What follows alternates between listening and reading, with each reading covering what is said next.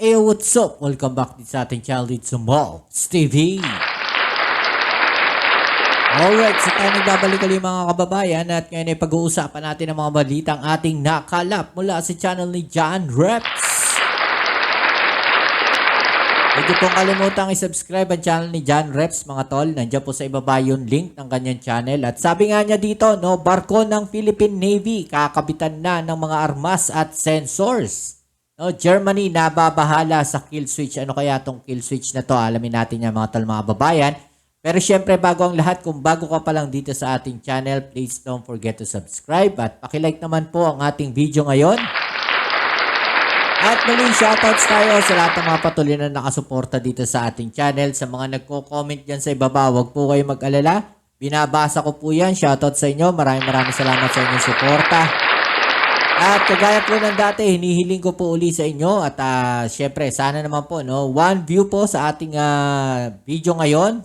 At syempre, 1 like naman po sa ating video ngayon. Pa-like naman po. Maraming salamat sa inyo. At i-comment ang inyong mga opinion dito po sa ating video ngayon, sa ating topic ngayon. Alright? So, wag na natin patagalin. Umpisa na natin. Let's go! Naalarma ngayon ang Germany kasunod ng kamakailang mga ulat sa posibilidad ng isang kill switch na ikakabit umano sa mga F-35 fighter jets nito upang magkaroon ng kakayahan ang Amerika na i-disable ang mga fighter jets upang hindi na makapag-atake ang Germany sakaling magkasalungatan sa Europa. At parang hindi ata fair yun, di ba? Kasi siyempre, kung ikaw magbebenta ka ng kagamitan, kunyari, motor, no? Bibili ka ng motor. Papayag ka ba na yung motor mo, pag di ka nakabayad, no, at tumakbo ka, papatayin na lang ng, let's say, ng nagpapabenta ng motor na yan. Or kung nagpapayad ka naman, na-delay ka lang ng ilang araw, at papatayin ng nagbenta sa'yo through kill switch, payag ka ba na? O kahit kotse man yan, no? Diba? Imagine mo yon, dapat hindi ganon. Siyempre, pag binili mo yan, dapat walang kill switch. sa ibang balita, ang landing platform dock naman ng Philippine Navy ay lalagyan na umano ng mga armas at sensor upang magkaroon ng kakayahang ipagtanggol ang sarili at upang maging isang ganap na barkong pagdigma para sa pambansang seguridad. Yan ang maganda, no? Yung i-convert natin yung mga barko natin sa ganun, panggera na, di ba? Noong June 2024, sa ilalim ng administrasyong Biden, ang Germany ay nag-order ng 35 F-35 fighter jets na nagkakahalaga ng 10 billion euros. Ngunit ngayong administrasyong Trump ay nangangamba ang Germany dahil sa kakaibang kinikilos ni Trump na posible umanong maimpluwensyahan ni Trump ang mga order nito na F-35 na maaaring lagyan ng kill switch upang i-shutdown ang mga F-35 sa isang krisis o gyera. Uy, delikado yun, no? Let's say, nasa taas, no? Yung aeroplano na yan. Tapos lalagyan mo ng kill switch, di ba? Bigla mo na lang i-shutdown. Kawawa naman yung mga piloto. Di ba? Parang napakaano naman nun, hindi makatao yung ganong senaryo. Di ba? Parang kapatid tayo mismo, yung ibang mga bansa na umorder ng mga armas, ng mga aeroplano, dyan sa Amerika, bababahala yung mga yan.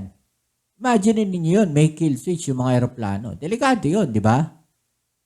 Now, Germany is set to purchase dozens of F-35 fighter jets built by Lockheed Martin. Ang mga order na F-35 fighter jets ay magiging mahalagang bahagi ng mga kakayahan sa pagtatanggol sa hinaharap ng Germany. Ngunit biglang naalarma ang Germany kasunod ng kamakailang mga ulat ng Caliber AC sa posibilidad ng isang kill switch na ikakabit sa mga fighter jets upang magkaroon umano ng kakayahan ang Amerika na i-disable o i-shutdown ang mga fighter jets upang hindi makapag-atake ang Germany sakaling magkasalungatan sa Europa.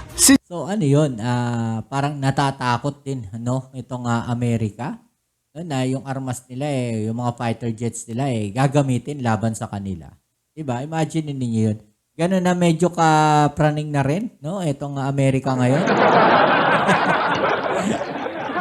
Ano nangyayari sa mundo ngayon? Grabe, Si Joachim Skranzofer naman, Communication Chief ng German defense contractor na Hensoldt, ay nagtaas ng mga alalahanin tungkol sa mga control system ng F-35 na nagmumungkahi na ang sasakyang panghimpapawid ay maaaring i-ground ng malayuan sa pamamagitan ng sistema ng Amerika. Ang Hensoldt ay isang teknikal na kasosyo ng Lockheed Martin na siyang gumagawa ng F-35 kaya't lalong naalarma ang Germany dahil sa mga sinabing yan ni Skranzofer. Malamang na isa ito sa naisip noon ng Israel kaya't lahat ng kanilang F-35 fighter jets ay pinalitan nila ng sarili nilang sistema na halos lahat ay binago maliban na lang sa itsura nito. Nagpahayag naman ng mga alalahanin si Wolfgang Stinger na dating diplomat at pangulo ng Munich Security Conference na kung tutuuan niyang gagawin ng Amerika yon ay dapat umanong isaalang-alang ang pagkuha o ikansila na lang ang kanilang kontrata. Oo, medyo ito sa nakikita ko mga tol.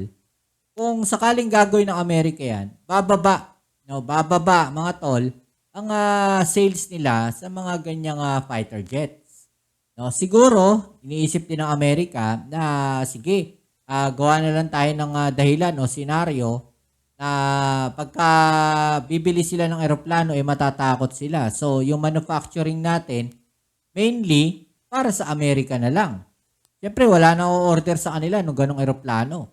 No, hindi na sila makakapagbenta. No? Dahil wala nang bibili. Natatakot eh. So, ang mangyayari niyan, yung production line nila, nakafocus na lang para sa kanila. Mas mapapabilis pa nila ngayon no, yung pagdami ng kanilang mga armas. Diba? Yun naman yung nakikita natin dito na siguro naiisip ni Trump. No? Mas lalakas yung depensa nila. Mas dadami yung kanilang eroplano. Ang mga debating yan ay nagpasiklab ng higit pang mga talakayan sa loob ng Europa tungkol sa mga potensyal na panganib ng mga teknolohiyang militar na kontrolado ng Amerika lalo pat pabigla-bigla umano ang desisyon ni US President Donald Trump. Bukod pa dyan ay sinunda naman yan ng banta ni Elon Musk kung saan sinabi nito sa kanyang post, anya ang buong frontline ng Ukraine ay babagsak kung i-shutdown nito ang Starlink. Ang Starlink ay isang internet connection na mahalaga sa Ukraine lalo na sa mga militar nito.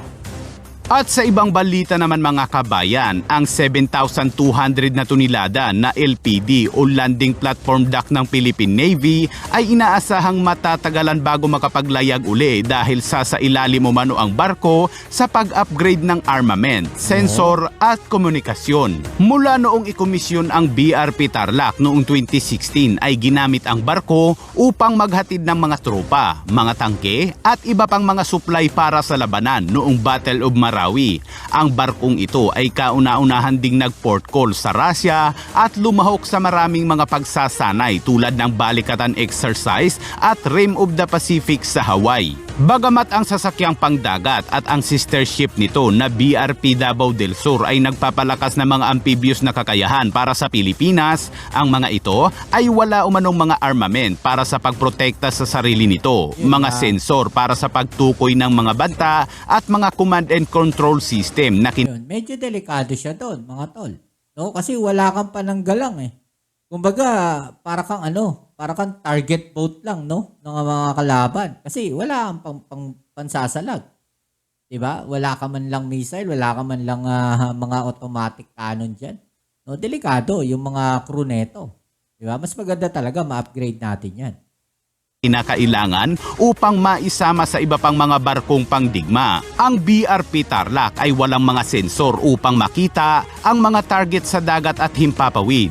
Ito ay mayroon lamang cruiser machine gun para ipagtanggol ang sarili. Bukod dito, ang barko ay gumagamit lamang ng normal na radyo upang makipag-ugnayan sa iba pang mga barko sa fleet. Binigyang diin ng Philippine Navy ang mga hangarin na magkaroon ang barko ng pangunahing kakayahan sa pagtatanggol sa sarili, pag-opensiba at komunikasyon upang maprotektahan ang LPD. Kaya't kabilang sa planong ikakabit dito ay isang 76mm gun, deck cannon, decoy launcher, radar at potensyal na surface-to-air missiles. Matagal na ang barkong ito, matikas tingnan dahil sa forma at laki nito, ngunit ngayon lang natin nalaman na wala pala itong mga armas at sensor, kaya tama lang nakabitan agad ito sa lalong madaling panahon.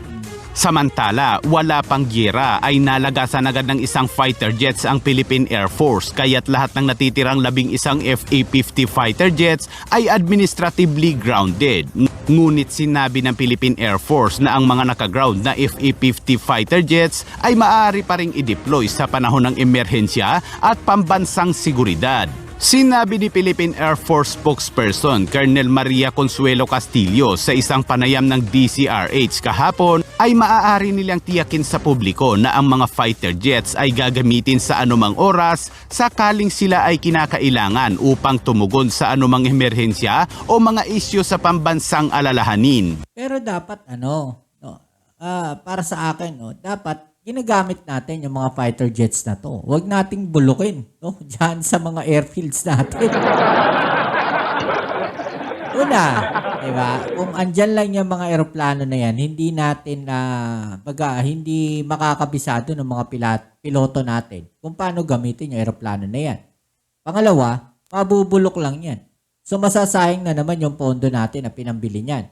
Diba? Mas maganda gamitin natin yan. Kahit sa mga air surveillance, air patrol, dyan sa EEC, sa West Philippine Sea, diba? Gamitin natin para napapatakbo natin siya na mas nakakabisado natin. So ma-overcome natin kung ano man yung naging error nung nakaraan. Diba? So after siguro ng investigasyon, gamitin uli itong mga fighter jets na to. Sayang Tetenga mo lang dyan. Bakit po? Parang sinasabi ba natin na matagal pa? Na magkaagulo, magkakaroon ng gera, hindi naman natin pinapanalangin yan. Diba? Kaya lang, mas maganda pa rin na laging na-prepare o ready itong mga fighter jets na to. Baka kung kailan gagamitin na tsaka mayroong mga error. Diba? Kung kailan gagamitin na, tsaka may problema. Doon pa lang natin malalaman. So, sayang. Diba? So, paano pa siya magagamit bilang pangdepensa, kung on the time na gagamitin, sira pala. Diba? Sayang na naman. Wala tayong magagawa doon. Diba? Alright, so yan. Anong masasabi ninyo sa mga balita na to? Comment sa ibaba ang inyong mga opinion at atin niyang pag-usapan. Alright? Muli, maraming salamat sa lahat ng mga patuloy na kasuporta dito sa ating channel. Kita-kits tayo sa ating next video upload. Ito muli ang inyong Kuya Mobs. It's Mobs TV. Peace. I'm out.